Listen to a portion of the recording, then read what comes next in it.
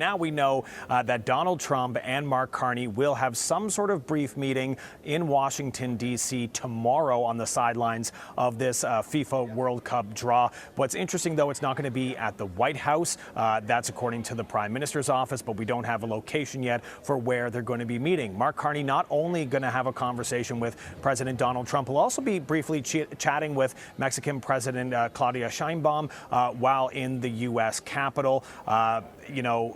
I think part of the issue here is that a lot of us are looking for some sort of movement on that trade file, and Mexico, the U.S. and Canada are all hosting next year's FIFA World Cup, but also they've got a lot to discuss on that front because the president called off trade talks just weeks ago thanks to that ad from Ontario. That was his excuse to pull out of those trade talks, and we haven't restarted those negotiations since. And next year, we have that review of CUSMA, our trade deal with the U.S. and Mexico. And earlier today, we had reports that the trade representative for the president told Politico that next year Trump could decide to withdraw from CUSMA and instead look to launch bilateral deals with both Canada and Mexico. Of course, that could even further upend our economies, since Canada and Mexico and the U.S., our supply chains are very reliant on all three countries taking part. If we switch from a trilateral to a bilateral,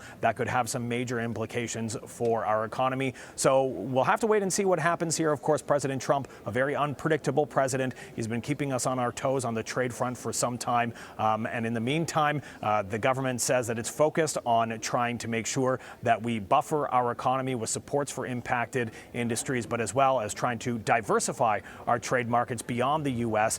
To places like Europe and Asia. But that's a little bit easier said than done. You can't really do that with just snapping your fingers. So we'll have to wait and see how this meeting turns out and whether we can see any movement at all on the trade front.